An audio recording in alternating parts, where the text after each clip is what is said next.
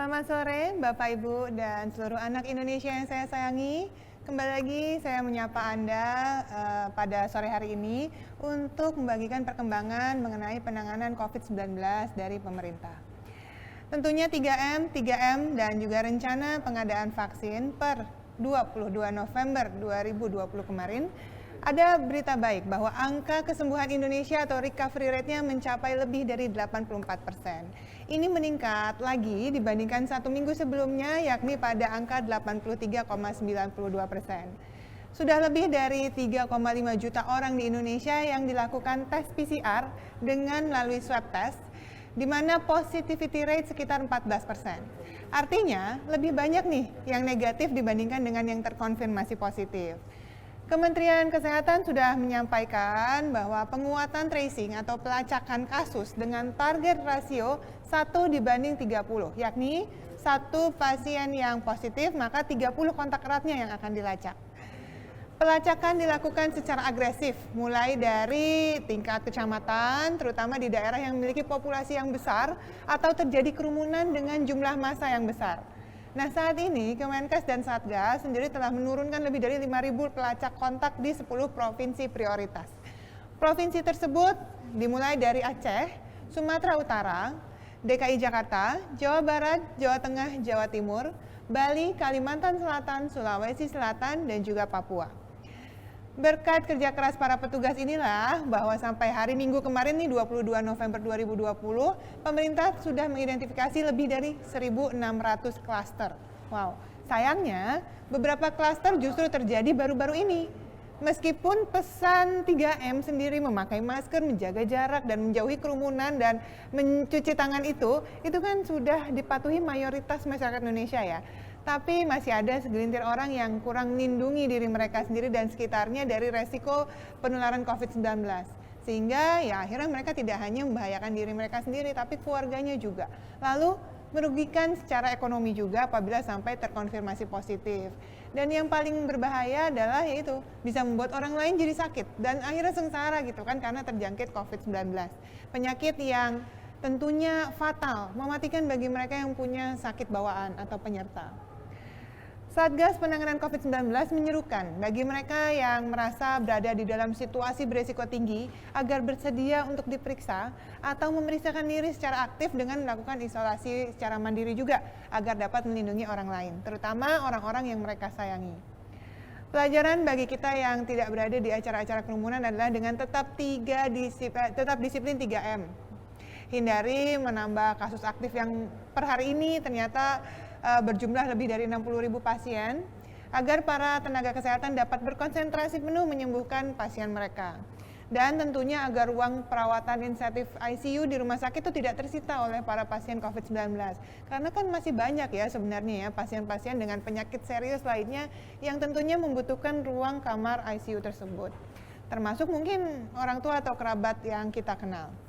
Dan hindari kita merugi secara materi, meski tidak keluar uang perawatan tapi kehilangan hari produktif dan pemasukan yang akhirnya bisa membuat keluarga dan relasi terdekat kita juga terdampak. Nah, ini sebenarnya merupakan bagian ibadah kita ya untuk tetap sehat dan membuat keluarga dan orang lain juga tetap sehat. Saya ulangi lagi, kalau penelitian yang menunjukkan bahwa social atau physical distancing atau menjaga jarak itu dapat menurunkan resiko ke tingkat terendah, maka jauhilah kerumunan. Pastikan kita memakai masker dengan baik dan benar dan selalu mencuci tangan dengan rajin saat kita praktekkan ketiganya. 3M itu satu paket, itu bisa menurunkan resiko penularan sampai ke 0%. Setelah kita tingkatkan kerja 3T dan makin disiplin tentunya dengan 3M, maka pemerintah juga berupaya keras nih untuk mengembangkan, mencari, dan mengadakan vaksin yang aman dan ampuh untuk melindungi rakyat dari COVID-19. Upaya mandiri, kerjasama bilateral, dan kolaborasi global dilakukan oleh pemerintah untuk memastikan vaksin yang terbaik yang ada dalam daftar Badan Kesehatan Dunia WHO dan disetujui Badan Pengawas Obat dan Makanan atau Badan POM yang nantinya akan diberikan ke rakyat Indonesia. Oleh karena itu, mari kita simak sama-sama tayangan yang berikut ini.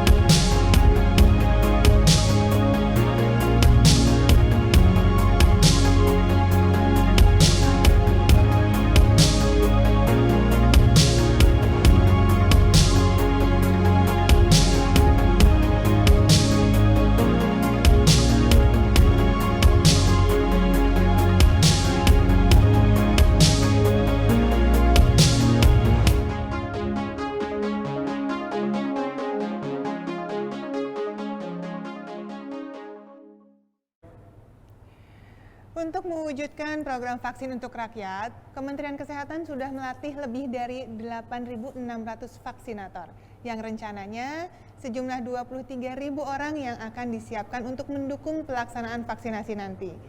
Nah, bagaimana puluhan ribu orang ini nanti akan melaksanakan kampanye vaksinasi? Saya hari ini akan berdialog dengan pakar pelaksanaan imunisasi yang sudah berjasa mensukseskan berbagai kampanye imunisasi sejak puluhan tahun. Bapak Ibu anak Indonesia yang saya sayangi, sejarah imunisasi di Indonesia dimulai dengan imunisasi cacar, yakni pada tahun 1956. Kemudian imunisasi campak pada tahun 1963. Kemudian 10 tahun kemudian dilakukan imunisasi BCG untuk memberantas tuberkulosis pada tahun 1973. Setelah itu imunisasi tetanus toksoid pada ibu hamil di tahun 1974 dan imunisasi difteri, pertusis, tetanus atau DPT pada bayi yakni pada 1976. Tidak puas sampai di situ, negara terus melakukan kampanye imunisasi di masa pembangunan. Ada imunisasi polio di tahun 1981. Bahkan di masa krisis ekonomi 1997, imunisasi hepatitis B tetap dikampanyekan. Serta kemudian inisiasi imunisasi hemofilus influenza tipe B atau HIB dalam bentuk vaksin pentavalen. Pada tahun 2017, Kemenkes menginisiasi vaksin rubella ke dalam program imunisasi nasional. Setelah sebelumnya melakukan program demonstrasi vaksin HPV, yakni untuk mencegah kanker serviks bagi siswi dan remaja putri di tahun 2016 di beberapa provinsi. Nah, di tahun 2018, Kemenkes menggelar Outbreak Response Immunization atau ORI. Ya, ORI merupakan salah satu upaya penanggulangan kejadian luar biasa difteri yang bertujuan untuk meningkatkan kekebalan masyarakat. Program ini mensasarkan bayi berusia 1 tahun sampai dengan anak berusia kurang dari 19 tahun. ORI difteri dilakukan selama 3 putaran, dilaksanakan mulai dari pertengahan Desember 2017 sampai dengan 2018. Nah, dari semua pelaksanaan kampanye imunisasi tersebut, narasumber kita pada sore hari ini, Dr. Elizabeth Jane Supardi, MPH, terlibat di hampir semua pelaksanaan kampanye masif imunisasi di Indonesia. Wow, luar biasa ya pemirsa ya. Oleh karena itu, kita saksikan dulu yuk salah satu kampanye imunisasi besar yang melibatkan Dr. Jane dalam tayangan yang berikut ini.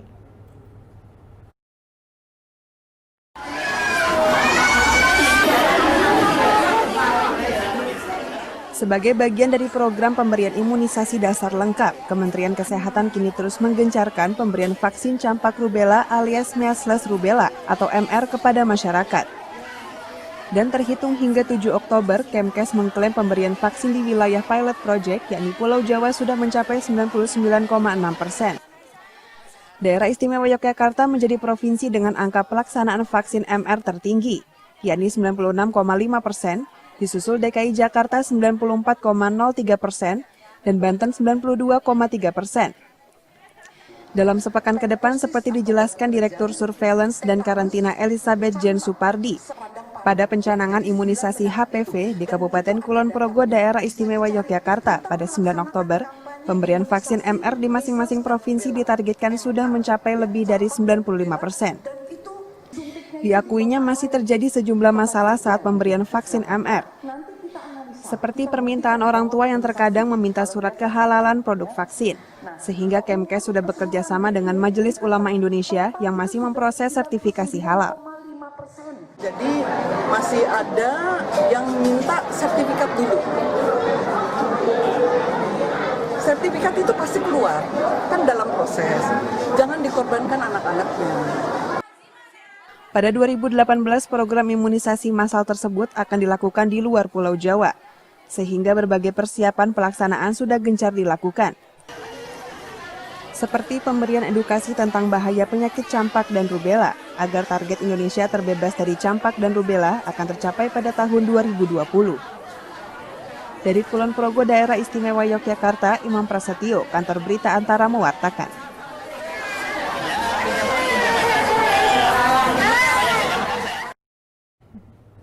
Ya, sudah terhubung bersama kita. Selamat sore, Dr. Jane. Apa kabar? Selamat sore. Baik sekali, terima kasih. Baik, wow. Wow, tetap semangat ya Dokter Jane ya. Ini Semangat, tentunya ayo. dari dulu ingin selalu menyehatkan Indonesia, luar biasa. Bu Dokter Jane, kita mau meluruskan nih, apakah sebenarnya nih kampanye imunisasi itu sama dengan vaksinasi massal? Apa persamaannya dan apa perbedaannya? Sebetulnya kampanye imunisasi dengan imunisasi massal itu sama, ya. Itu cuma beda istilah saja, ya. Baik. Mungkin kita membandingkannya dengan imunisasi rutin. Yang Nah, sudah apa bedanya terjadwal. itu antara kampanye imunisasi atau imunisasi massal dengan imunisasi rutin? Itu disitulah letaknya bedanya. Bagaimana Jadi itu? kalau imunisasi rutin ya kita berikan kepada anak pada saat umur tertentu ya, Yang misalnya sudah ada jadwalnya ya? vaksin yang harus diberikan kepada bayi baru lahir, Ya. hepatitis B0. Nah, pemberian hepatitis B0 tidak bisa dikampanyekan, tidak bisa dibuat massal karena bayi lahir tidak ada yang barengan toh. Bayinya lahir baru disuntik Ya. gitu. Jadi untuk vaksinasi tertentu itu harus menunggu pada umur tertentu baru diberikan gitu. Nah, pada hal-hal tertentu kita bisa memberikan imunisasi secara bareng, massal, kampanye. Seperti nanti yang akan datang COVID nanti. Oke. Seperti itu ya. Baik, jadi ini dilakukan setelah terjadwal dengan yang dilakukan pada satu waktu yang bersamaan, tidak melihat jadwal yang disiapkan gitu ya. Oke, Ya. baik. Ibu Jane kan juga pernah merumuskan nih bahwa pengenalan vaksin-vaksin baru tuh agar nantinya jadi program imunisasi dasar rutin. Nah, itu kenapa sih masyarakat harus lebih banyak kenal vaksin nih dalam program imunisasi rutin? Tentu banyak sekali dong manfaatnya ya. Betul sekali. Begini ya. Dulu pada waktu vaksin belum ada, ya, itu kematian karena penyakit-penyakit karena difteri, campak, ya, pneumonia itu banyak sekali, ya. Kemudian begitu lahirlah vaksin itu kan lahirnya tidak bersamaan, ya. Yang pertama muncul vaksin cacar, jadi kita cuma bisa imunisasi cacar saja. Lalu muncul ada imunisasi BCG, lalu baru imunisasi BCG, begitu. Jadi satu persatu lahirnya, dan itu jaraknya jauh sekali. Dari imunisasi cacar lahir tahun 56, lalu BCG itu lahir baru sekitar tahun berapa? Tahun 60, 70-an baru ada. Vaksin DPT tahun 70-an, campak itu sesudah tahun 80-an. Jadi jaraknya kelahiran vaksin itu agak panjang. Nah, dengan lahirnya vaksin-vaksin ini, masyarakat tidak sadar bahwa beberapa penyakit itu mulai hilang karena sudah ada vaksinnya. Ya. Nah, dari dulu masyarakat takut untuk campak karena sudah imunisasi campak, yang diimunisasi campak sudah begitu banyak, kasus campak yang sudah hampir tidak ada. Masyarakat sudah lupa vaksin campak, penyakit campak sudah lupa, jadi sudah tidak takut. Karena sudah tidak takut, lalu tiba-tiba bisa bilang, nggak usah lah, ngapain diimunisasi campak? Tidak perlu diimunisasi campak. Inilah bahayanya. Jadi masyarakat kita itu harus terus-menerus kita beri pengetahuan tentang penyakit-penyakit yang sudah bisa dicegah dengan imunisasi. Penyakit apa saja itu? Jangan lalu nanti lupa, lalu berubah pikiran, tidak mau sakit disuntik, lalu menghindari suntikan. Wah, itulah yang banyak terjadi kemudian sekarang. Muncul lagi penyakit-penyakit yang lama, yang dulu sudah mulai kurang, udah mulai hilang, muncul lagi sekarang. Difteri. Beberapa waktu lalu difteri ya. Betul. Sempat juga ada yang muncul lagi penyakit-penyakit yang udah lama hampir nggak ada, tiba-tiba ditemukan lagi. Oke, baik. Lupa, boleh dijelaskan ya? Ya karena orang lupa, sudah tidak tahu dan pengetahuannya tidak ada. Pendidikan tentang penyakit gejalanya, cara pencegahannya, tidak dapat pendidikan itu, ya, dan lupa. Ya. Karena sudah lupa, akhirnya karena nggak ngerasain jadi ancaman lagi, nggak dilakukan Betul. vaksinasinya, malah jadi ancaman lagi gitu ya ke depannya, kan jadi beresiko lagi. Boleh dijelaskan Dokter Jane, apa saja yang sebaiknya masuk dalam program imunisasi dasar rutin? Dan apa yang diperlukan sih untuk mewujudkan rencana yang baik tersebut tentunya? Betul.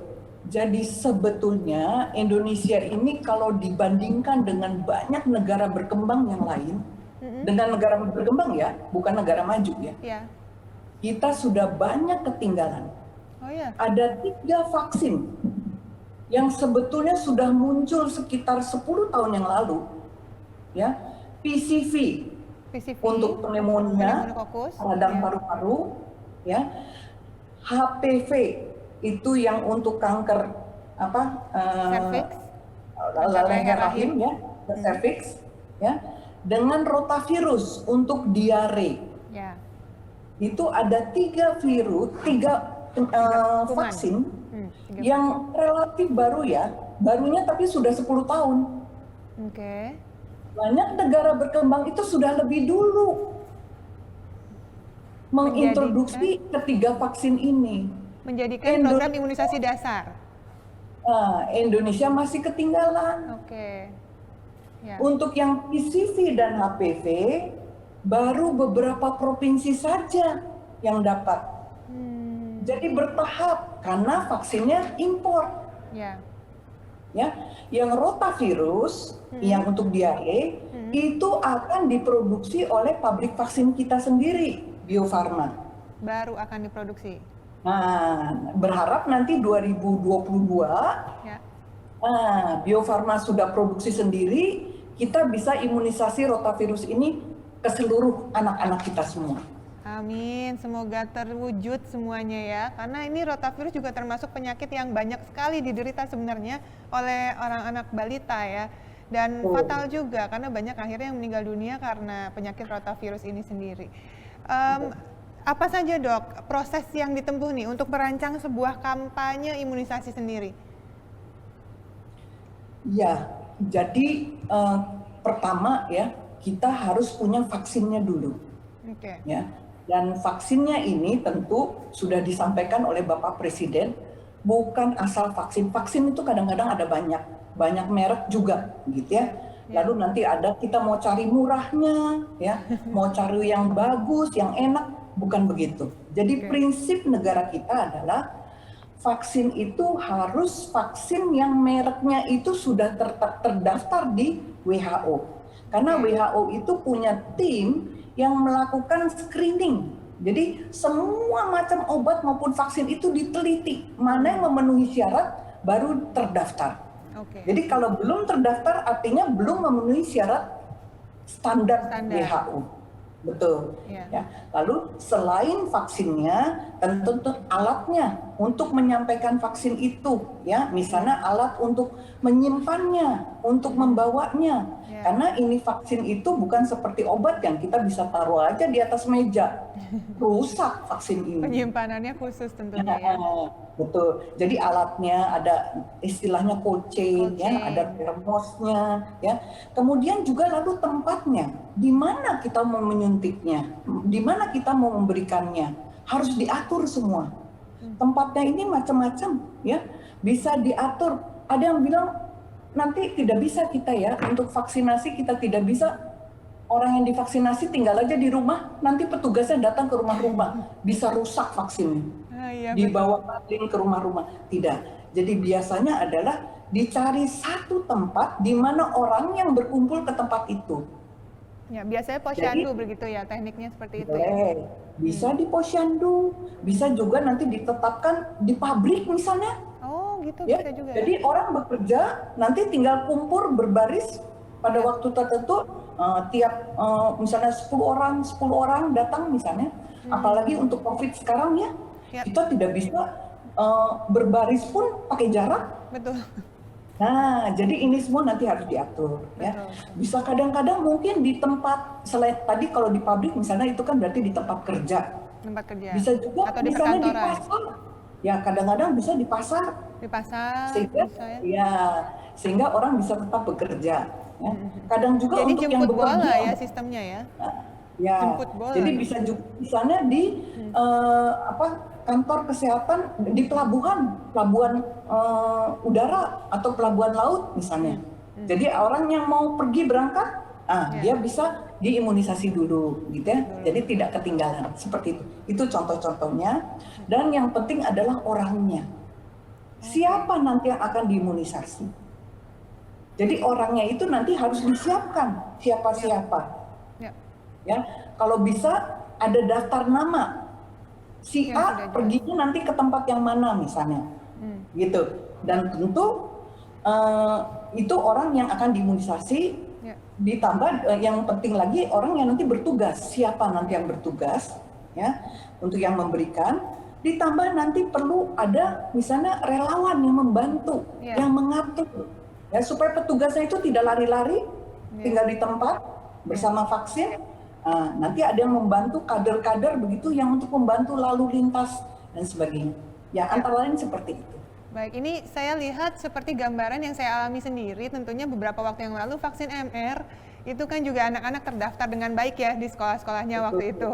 Kemudian inisiatif dari berbagai lembaga, asosiasi juga mendaftarkan siapa yang belum divaksinasi, sehingga saya sih melihatnya waktu itu kalau untuk di daerah saya sendiri di Jakarta terlaksana dengan cukup baik ya, Dr. Jane ya? Betul.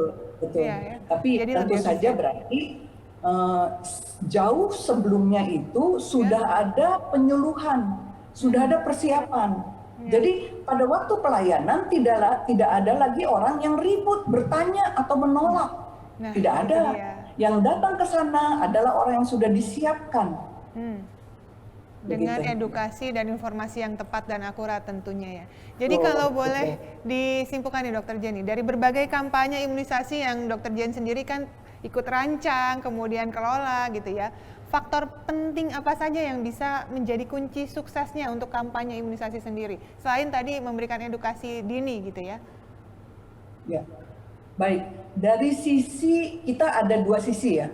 Sisi pemerintah itu adalah sisi yang menyelenggarakan, yang menyediakan vaksin, yang memberikan pelayanan, dan ada sisi dari masyarakatnya yang akan menerima. Nah, dari sisi pemerintahnya itu kan ada pemerintah pusat, ada pemerintah di provinsi, kabupaten, sampai ke yang paling bawah ya, level puskesmas di sana.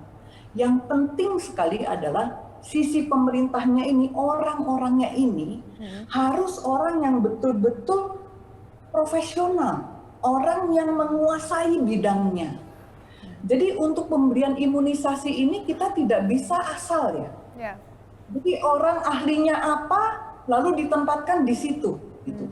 Saya punya pengalaman, misalnya melaksanakan kampanye imunisasi polio, pekan imunisasi nasional. Ya. Itu kalau dihitung berapa kali ya, sekitar lebih dari mungkin sekitar 20 kali lah, ditambah dengan waktu kita ada KLB polio dari Afrika Barat. Itu satu tahun kita sampai 7 kali melakukan pekan imunisasi nasional. Ya. Jadi saya waktu pertama kali saya melakukan PIN, lalu merencanakan untuk yang kedua kalinya, saya merasa waktu itu pede, karena merasa sudah punya pengalaman. Kenyataannya adalah di setiap kali kampanye selalu ada masalah yang baru. Kalau saya tidak punya pengalaman sebelumnya, akan gawat. Jadi penting sekali nanti untuk yang akan datang, terutama yang di daerah, sering sekali orang dimutasi.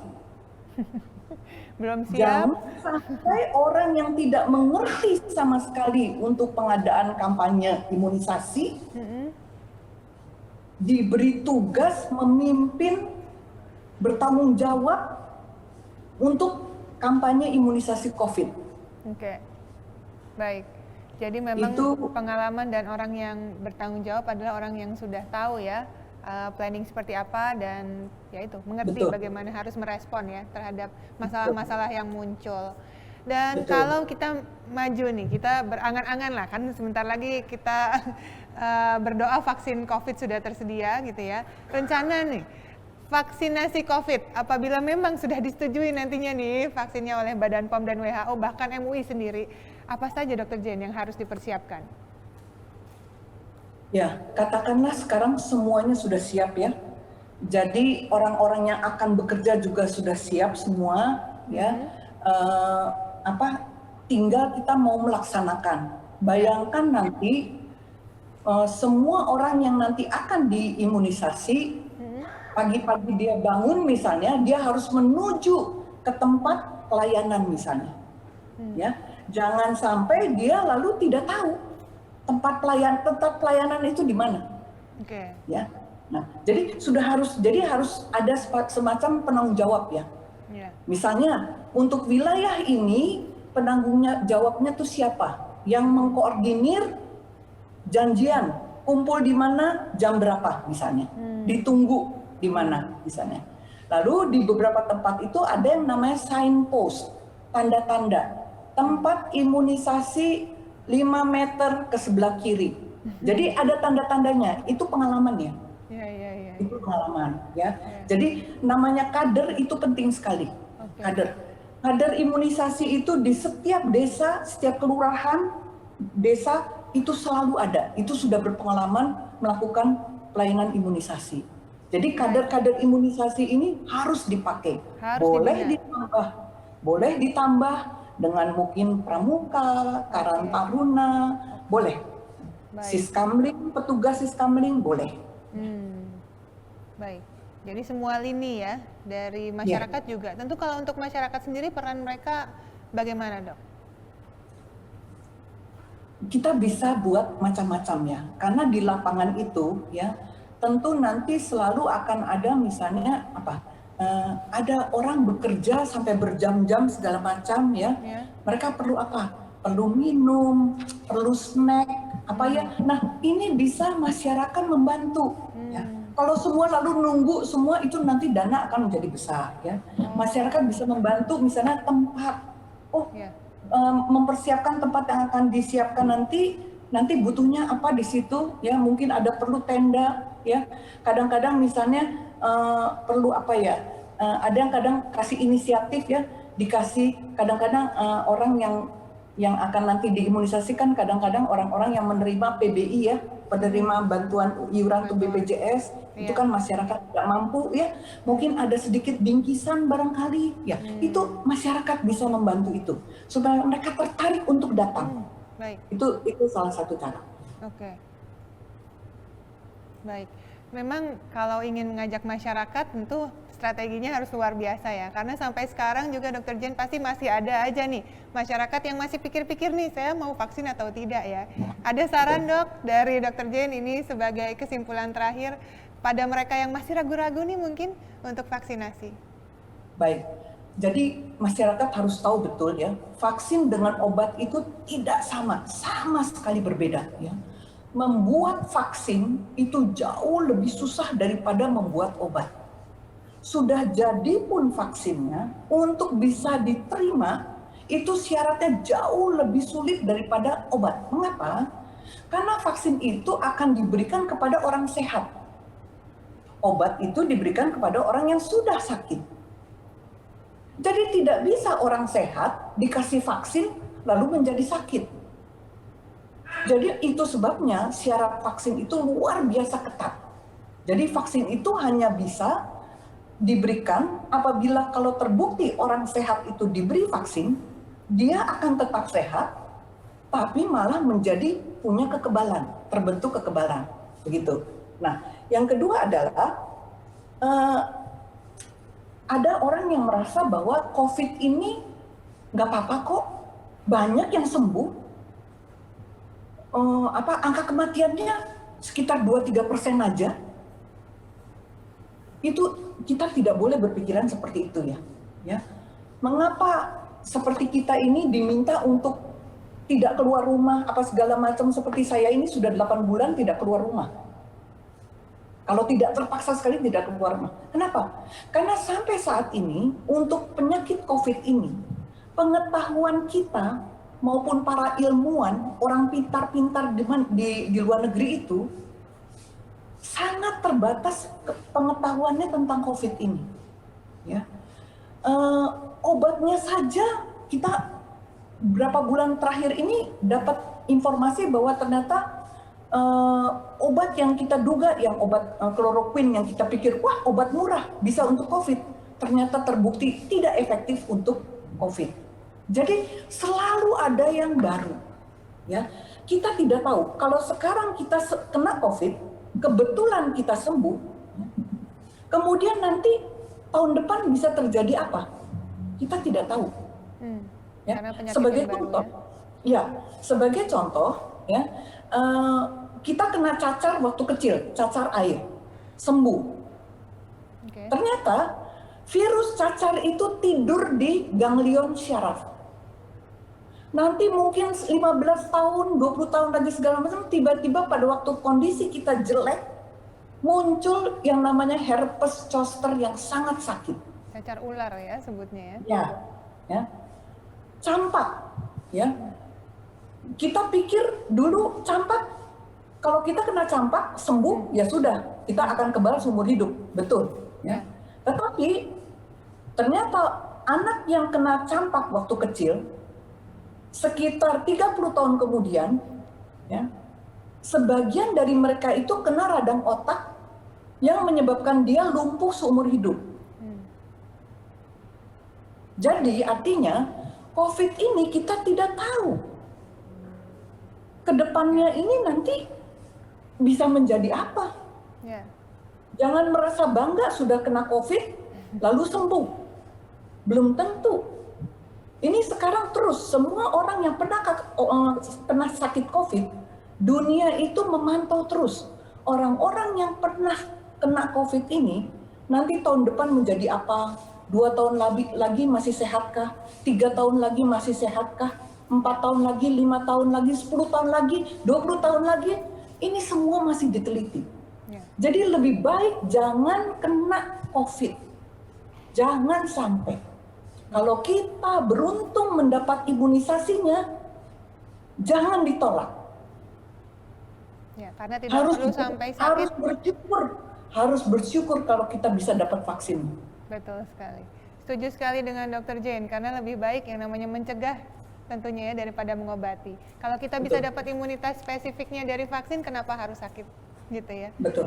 Terima kasih banyak Dr. Jane atas waktunya. Ini mencerahkan kita semua bahwa kita jadi lebih paham nih betapa panjangnya sebenarnya nih ya. Dan rumit loh sebuah kampanye vaksinasi itu sendiri. Dan dampaknya wah luar biasa. Sangat positif bagi kehidupan masyarakat. Dan betapa pentingnya kita juga mensukseskan kampanye vaksinasi. Bukan hanya vaksin COVID nanti, tapi ya untuk seluruh vaksinasi yang tersedia tentunya. Ya minimal yang masuk program imunisasi rutin sekarang ada. Terima kasih banyak Dr. Jane, salam sehat, sampai berjumpa lagi.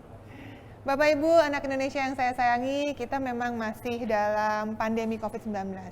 Meski vaksin akan datang, tapi kita tetap ingat, kita tetap harus selalu disiplin menjaga kesehatan diri kita dan orang lain. Ingat, minimal wajib 3M, memakai masker dengan baik dan benar, menjaga jarak aman minimal 1 meter, kemudian mencuci tangan dengan rutin sesering mungkin, ya idealnya sih dengan sabun dan air mengalir tentunya ya, dengan minimal 20 detik. Mari kita praktekkan 3M itu sebagai satu kesatuan, karena 3M itu satu paket, tidak terpisah-pisah. Dan jangan lupa dukung terus program pemerintah 3T, ya, tunjukkan kerja sama baik kita sebagai warga negara. Terakhir, jangan takut divaksin ya, seperti pesan video penutup saya ini. Salam sehat dari saya, sampai jumpa.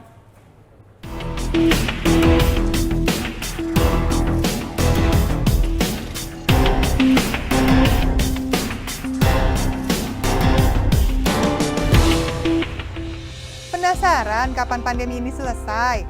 Salah satu sinyal positif kita untuk keluar dari pandemi ini adalah saat sudah ada vaksinnya. Kabar baiknya, vaksin COVID-19 sedang dalam masa persiapan untuk diproduksi. Salah satu tempatnya di sini nih. Tapi sebelum bahas soal kemajuan vaksin itu sendiri, udah tahu kan kenapa vaksin itu penting? Wajar ya kalau saat pandemi kayak sekarang ini, semua semua perlu dijelasin secara detail. Tapi, vaksin sebenarnya bukan hal yang baru kan?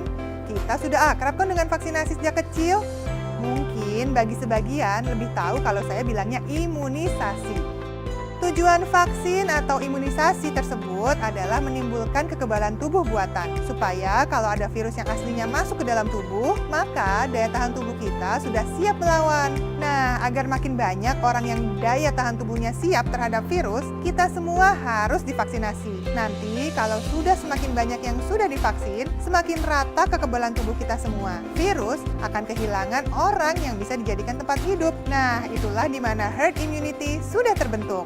Apabila sekelompok manusia atau masyarakat memiliki imunitas terhadap suatu penyakit infeksi.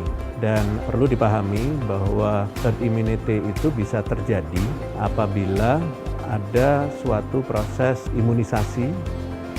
Inilah kenapa vaksinasi jadi salah satu metode yang paling efektif untuk menekan penyebaran virus yang sangat cepat. Terus buat yang nanya, vaksin ada efek sampingnya nggak ya? Jangan khawatir, saat vaksin COVID-19 diproduksi nanti, itu artinya sudah pasti telah lolos uji coba yang berlapis-lapis. Jadi kalau ujinya dilakukan dengan baik, diamati dengan baik, maka potensi untuk memiliki efek samping itu menjadi sangat minimal. Dan bisa saja bahwa risiko itu untuk adanya efek samping itu bisa saja ada, karena itu biasanya kejadiannya kecil. Karena apa? Karena di dalam uji klinisnya kita sudah menggunakan sejumlah masyarakat atau manusia yang dites dulu, dan itu kita amati betul. Efek positifnya dari vaksinasi itu jauh lebih besar daripada potensi efek samping, karena efek samping selalu diamati di dalam uji klinis dan selalu diamankan dari uji tersebut. Sudah jelas kan kenapa kita tidak perlu takut vaksinasi? Sekarang kita tinggal berharap supaya seluruh tahapan uji coba selesai. Vaksin siap diproduksi dan kita semua bisa keluar dari pandemi ini.